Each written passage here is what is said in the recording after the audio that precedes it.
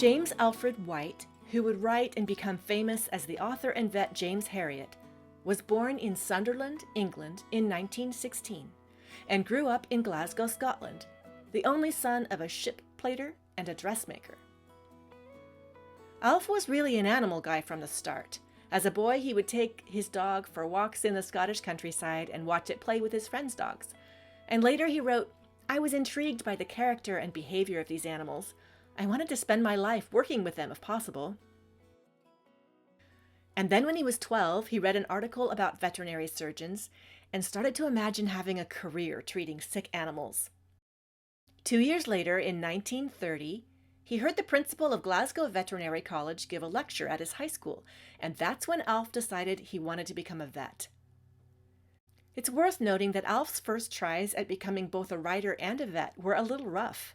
It took him 6 years to finish a 5-year degree program because of health issues, but also because, according to the New York Times, he failed many of his classes on the first try.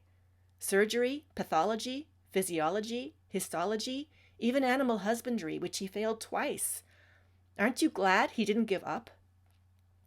Alf's first veterinary job was in Sunderland, but then he decided he'd rather work in the countryside and moved to the village of Thirsk, near the Yorkshire Dales.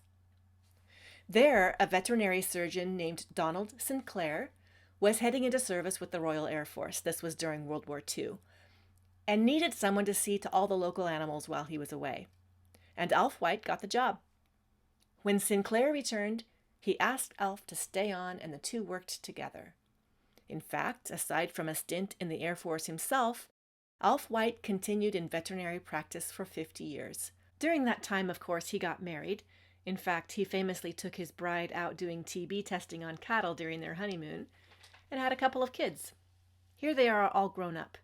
His son, James, followed him into veterinary practice, and his daughter, Rosie, became a doctor for humans.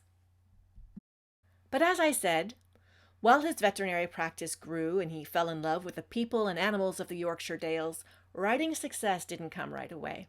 He had to learn to hone his craft, figure out who his subjects were, and how to approach telling his stories, all while working 6.5 days a week as a vet. James Herriot's first 2 books, called If Only They Could Talk and Let Sleeping Vets Lie, didn't do that great. Some say because of the cartoony illustrations.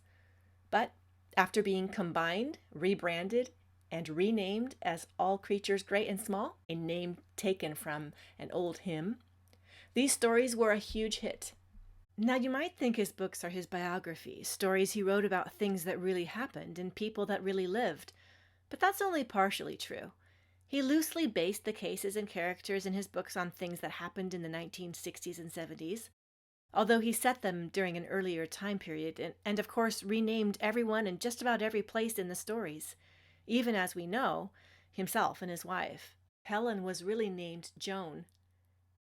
And in this picture, we see the real Siegfried, Donald Sinclair, on the left, with his brother Brian, known in the books as Tristan, on the right, of course with Alf White in the middle.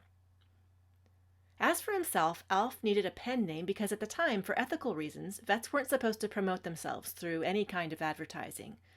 So he chose the name of a local football goalie, Jim Herriot, as his pseudonym.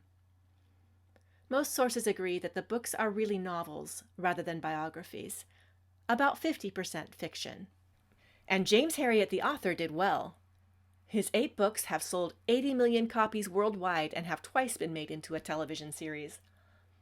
And as you can imagine, in the village of Thirsk, which is Derby, he's a pretty big deal. Lots and lots of people travel there to see the World of James Herriot Museum, where he lived and worked, and where he wrote his books. If you go there, you can see the surgery and sitting room, dispensary, his phone, parts of the first series television stage set. James Herriot is so beloved and celebrated that he's had a train named after him. The library at Glasgow Veterinary College bears his name. He's got his own statue. And somewhere out in space is a minor planet called 4124 Herriot. But actually, Alf was a pretty private person who didn't love to be the center of attention, being a celebrity. "It doesn't give me any kick at all," he once said. "It's not my world. I wouldn't give up being a vet if I had £1,000,000. I'm too fond of animals. And he was always aware, he says, that his clients and their animals weren't particularly impressed by his success as an author. He once said, "If a farmer calls me with a sick animal, he couldn't care less if I were George Bernard Shaw," who was a very famous playwright. But we are certainly impressed. We love his stories about his life as a vet in the Yorkshire Dales and about all the creatures, great and small, who call them home.